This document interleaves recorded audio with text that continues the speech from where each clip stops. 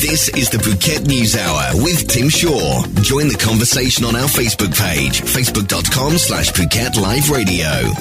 Hello and welcome to the program for a brand new week. Today, the latest in the Bangkok Erawan Shrine bombing and the arrest of suspects. We go to Cambodia, Vietnam and to Laos. We'll be crossing to Brunei too on an historic agreement between the Brunei Sultanate and the Russian Federation. And Australian police crack an international pedophile ring that hopefully will save the lives of children globally. All this and more here on the Phuket News Hour, proudly brought to you by the Kids Club Phuket. Lots of news on the way, the latest from the BBC and the Phuket News Centre with the latest local and national news. Stay tuned for the next hour. We'll give you all the news that counts here on the Phuket News Hour with Tim Shaw. The news you need to know. This is the Phuket News Hour with Tim Shaw. The big breaking story over the weekend was in Bangkok, where a suspect in the bombing that killed 20 people and wounded many more at the Erawan Shrine in Bangkok this month had bomb-making material in his room. Let's cross to the BBC, who were on site when the Royal Thai Police and investigators arrested a suspect. Here's CNN. Police teams have been at this apartment building in the suburbs of Bangkok since early Saturday, and they are still here. Dozens of members of the military, of course, the military is now in charge of Thailand's government, police officers and forensic teams. They have been collecting evidence from this apartment. Over the last few hours, we've seen them bring out fans, mattresses, a fridge, freezer, anything they can find. They have been collecting it. And it's from this apartment building, an unassuming building in the suburbs of Bangkok. They went up there, and a few hours later, they emerged from the building with a man, his head covered in a black shroud. They took him away. Now, initially, they thought that this man was the main suspect in the Erawan Shrine bombing. They now say that this man is believed to be connected to both the Erawan Shrine bombing, which killed 20 people, injuring more than 120, and the bombing the following day. No one was injured in that bombing at the river taxi pier. That is CNN reporting on the arrest that took place on Saturday. And as we now report from the Bangkok Post, authorities are seeking other alleged accomplices and suspects, including a Thai woman. We'll keep you up to date right throughout the day and this week with developments from Bangkok in the hunting down of the suspects and the perpetrators of the heinous murder of 20 people, injuries now of more than 130 people at the Erawan Shrine. This is the Phuket News Hour. More news on the way. Stay tuned. You're listening to Live 89.5. Missed something? No problem. Listen to the Phuket News Hour any time of the day. Programs posted daily on the PhuketNews.com/radio and on our Facebook page, Phuket Live Radio. And with news from ASEAN, we go to Phnom Penh. The Khmer Rouge Tribunal defendants Nguyen Che and Khieu Samphan, in rare addresses to the court last Thursday, both offered support to their defence teams while criticising the trial chamber a day after their lawyers walked out of a hearing in protest. In heated proceedings, Che and Samphan, both on trial for charges including genocide in Phase 2 of Case 002, told the chamber that while they had not instructed their lawyers to leave the courtroom on Wednesday, they agreed with the council's decision to do so. This report from the CambodiaDaily.com. Both men are on charges in relation to the heinous crimes of the 1975 to 1979 Pol Pot regime. Samphan, the Democratic Kampuchea's former head of state, said that he doubted the trial chamber's impartiality followed his conviction for crimes against humanity in the first phase of Case 002. Nguyen Chai's defence counsel Victor Kopp echoed his client's objections, levelling criticism at the chamber judges before being cut off by the tribunal president Nil Non, who had asked for an explanation of the previous day's walkout. The trial continues, and many international legal supporters and observers have been part of this process of the former heinous crimes of the Pol Pot regime. Moving to Denpasar, Bali, a report from Radio Australia, a 54-year-old man from New South Wales, Australia, was killed when he slammed into rocks while surfing in the Mentawi Islands in Indonesia. Chara Revitt with this report. An Australian man has died in Indonesia after hitting his head on rocks while surfing in the Mentawi Islands. Ronald Stephen Schneider, 54, from Sawtell, south of Coffs Harbour in New South Wales, was killed after being slammed into rocks off the southern shore of Sipora Island. The police said that Mr. Schneider's friends became worried when he did not return from their boat. They went searching for him in a rubber dinghy. They found his board no longer attached to his leg and not too far from where they found his body. He said Mr. Schneider had been smashed by heavy surf into rocks and was bleeding from his head and torso.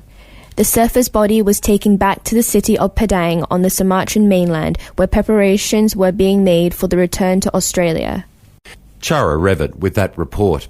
Moving to Laos, Nation Multimedia is reporting that Laos Coca Cola Bottling Co., a joint venture between Thai Nam Thip and Laotian company PT Seoul Company, has announced the inauguration of the first Coca-Cola bottling plant in Laos. The plant, located in Saitani district of Vientiane province, will produce sparkling beverages for the Laotian market, including Coca-Cola, Fanta and Sprite, with the possibility of adding still beverage production lines later. Muhtar Kent, chairman and chief executive of Coca-Cola Company, said inauguration of the new plant in Laos completed the US-based Coca-Cola systems presence in ASEAN.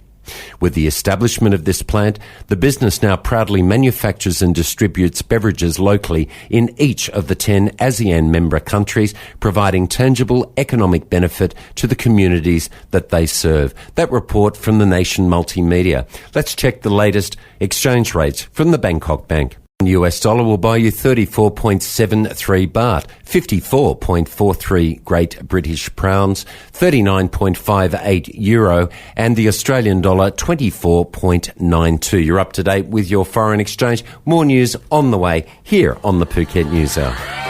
Your daily news fix Monday to Friday at 11 a.m. Only on Live 89.5. The Phuket News Hour, proudly sponsored by the Kids Club Phuket. This Sunday, the 6th of September, from 4 p.m. to 7 p.m, the Kids Club invites you to a day of knowledge. It's a fun, information and entertainment afternoon and evening organised by the Phuket Mummies Club for this Sunday, the 6th of September, starting at 4 p.m.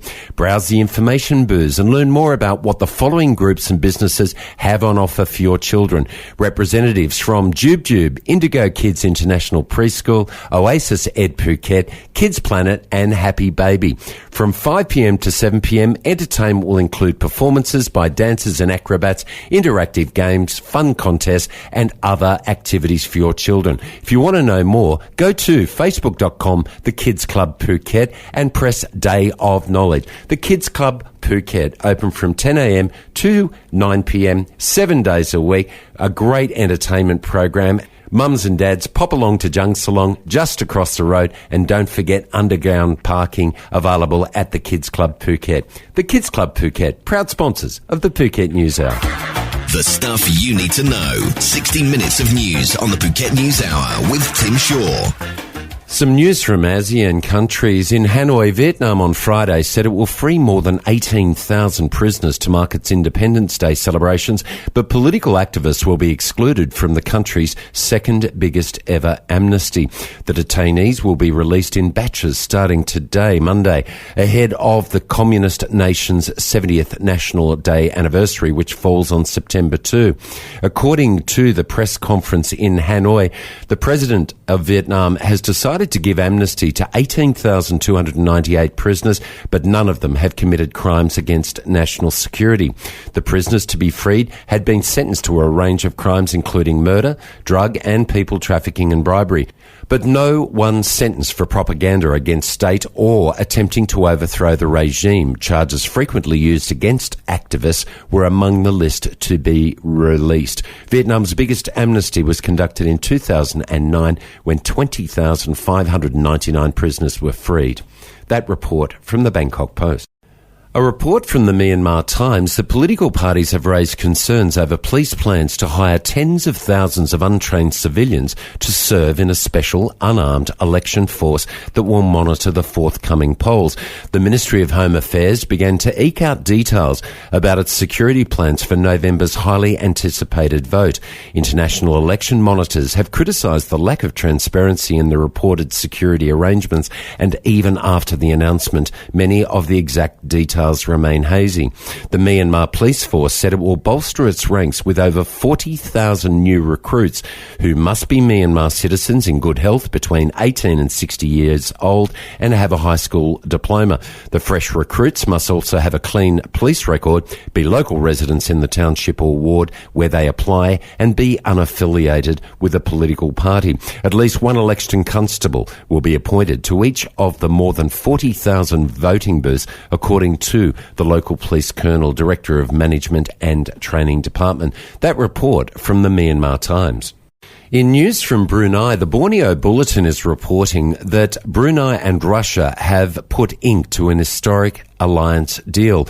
Establishing a groundbreaking alliance, Brunei Darussalam and the Russian Federation signed deals covering various fields of trade and investment late last week. The letter highlighting the intent to form a Brunei-Russia Business Council was signed first. It was signed in advance of expansion of those established ideas. The purpose of establishing the Brunei-Russian Business Council is to stimulate trade and investment, as well to strengthen mutual cooperation among Russia and Brunei business communities and regularly exchange information on current market trends and business opportunities. So Brunei and Russia in an historic trade alliance and the establishment of a business council for Brunei and the Russian Federation. All this and more here in the ASEAN News on Live 89.5. That report from the Borneo Bulletin. More news on the way. Your daily news fix, Monday to Friday at 11 a.m. Only on Live 89.5. In a disturbing report that will send shivers up every parent's spine, international pedophile rings are a scourge of the internet, and international police forces are doing the very best that they can to track them down and to bring those to justice. In Australia, a finely hatched police operation netted not only the Australian head of a global online pedophile ring, but also senior members of the international network, and subsequently arrests took place right throughout Europe and also in Asia. A remarkable report by Australians Mark Willesee and Mark Solomons.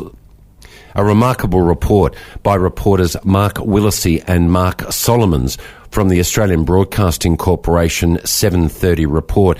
Here's just a little of that report, and I will post the full 9-minute story on PhuketLiveRadio.com, Facebook, and also Facebook.com, the Phuket News, for the Phuket News Hour. But just here's a little of the report on the busting of this international pedophile ring, where one of the leaders was based in Australia.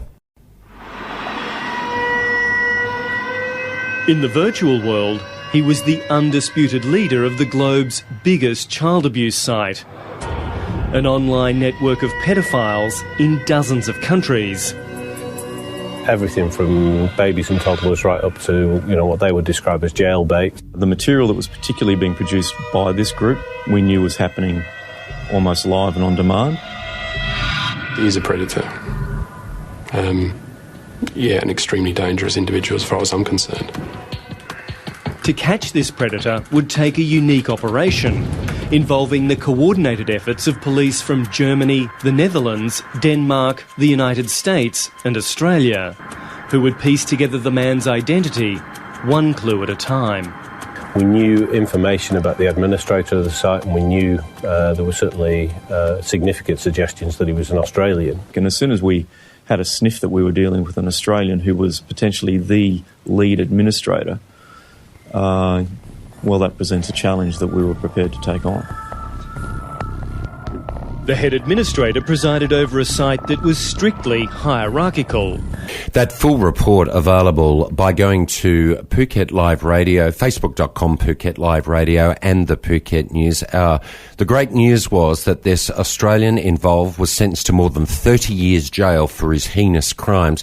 And as a result of the international police work involved, not just in Asia and the United States, but right throughout Europe, dozens of people have been arrested for their crime of international pedophilia. It's a disturbing story, but a story that we need to be alert to. This is the Phuket News Hour. More news on the way. The news you need to know. This is the Phuket News Hour with Tim Shaw. That is the program for today. Don't forget our highlights podcast that you can catch by going to PhuketLiveRadio.com, Facebook.com, The Phuket News. The Phuket News Hour, produced and presented by Tim Shaw, associate producer Charo Revitt. You can listen to the program Monday through Fridays, 11 a.m. till midday. The catch-up program at 6 a.m. to 7, Tuesday to Saturday. And don't forget the highlights podcast posted daily. The Phuket News Hour, brought to you by the Kids Club Phuket. What better way to entertain your children? 7 days a week from 10 a.m. to 9 p.m. at the Kids Club Phuket, opposite Jung Salong. Have a great remainder of the day, and we look forward to your company here again on the Phuket News Hour. Bye for now. This is the Phuket News Hour with Tim Shaw. Join the conversation on our Facebook page, facebook.com/Phuket Live Radio.